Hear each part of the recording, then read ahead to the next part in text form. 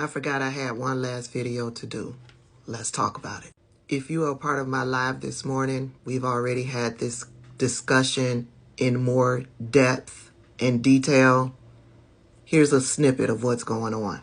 On yesterday, Brittney Griner, a WNBA player, a black woman, and a member of the LGBTQIA community, was released from a Russian prison.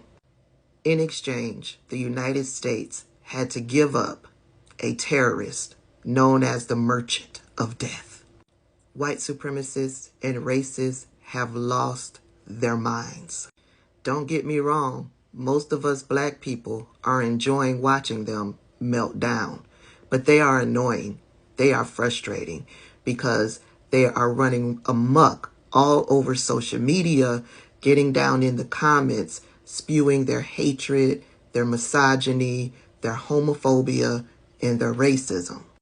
Nevertheless, Brittney Griner is home in the loving arms of her wife, getting ready to enjoy the holidays.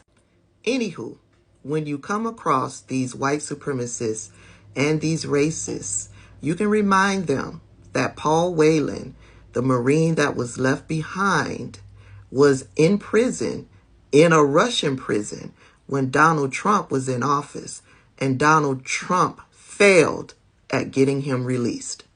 You can also tell them that, yeah, Joe Biden released a terrorist in order to bring an American home, but Donald Trump released 5,000 Taliban prisoners that could consist of rapists, murderers, and terrorists.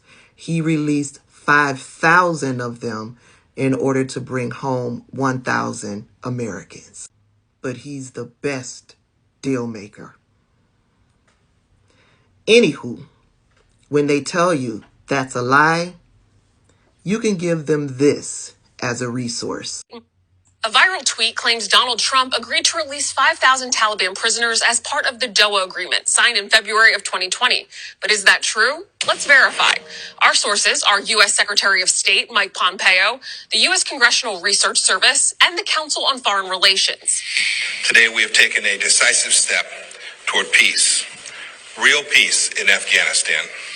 That's what former U.S. Secretary of State Mike Pompeo said back in February of 2020, following the signing of the Doha Agreement, a deal to pursue peace between the Trump administration and the Taliban during a meeting in Doha, Qatar.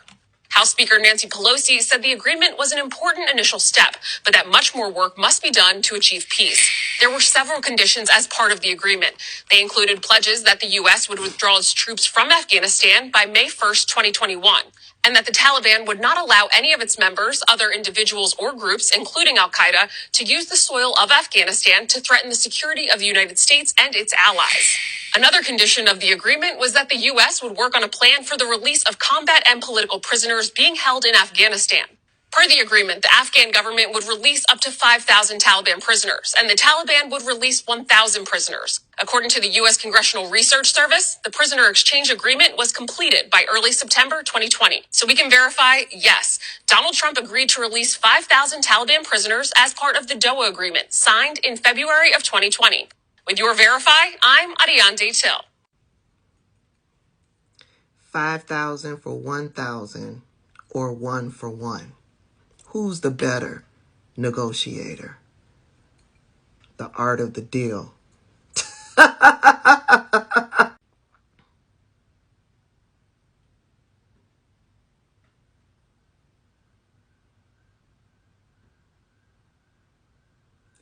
Do your girl a solid and help your girl out. Have a good day.